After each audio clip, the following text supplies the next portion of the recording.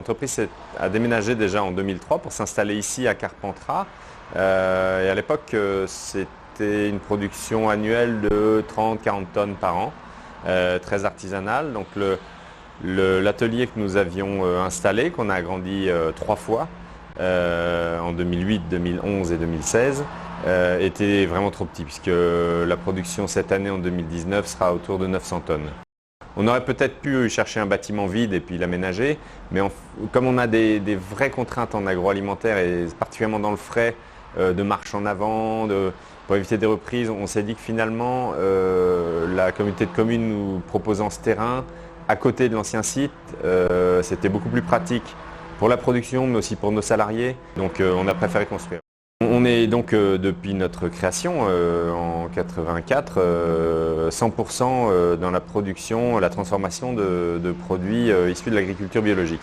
Donc il y a une certaine logique à ce qu'on soit un peu offensif en matière d'écologie.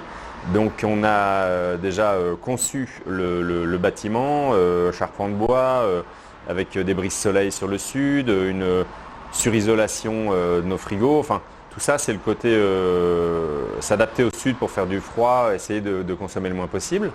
Ensuite, on a des techniques assez modernes de récupération, par exemple, des énergies positives produites par nos groupes froids.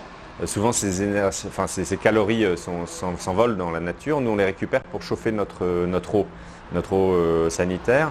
On a couvert le toit, enfin une partie du toit solaire en autoconsommation, ce qui est assez classique, mais quand même finalement assez nouveau, puisqu'avant on ne pouvait pas faire d'autoconsommation. On a notre propre production d'azote, parce qu'on filtre l'air et on ressort l'oxygène et on remplit des bonbonnes d'azote qui vont servir à conditionner nos produits. Alors le bâtiment a été conçu également pour que les flux de personnel se croisent. On a une salle de pause qui est au milieu de l'usine parce qu'on tient absolument que le personnel de production et le personnel administratif continuent dans cet esprit un peu PME. On n'est jamais qu'une trentaine à se parler, à se croiser au moment des changements d'huile, etc.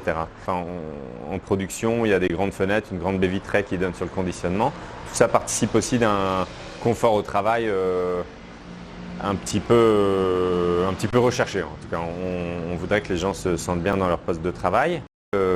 Cette année, donc quelques semaines avant le déménagement, on a été labellisé Bio-Entreprise Durable, qui est un label qui est certifié par EcoCert et qui est délivré par le Synabio, syndicat des transformateurs bio.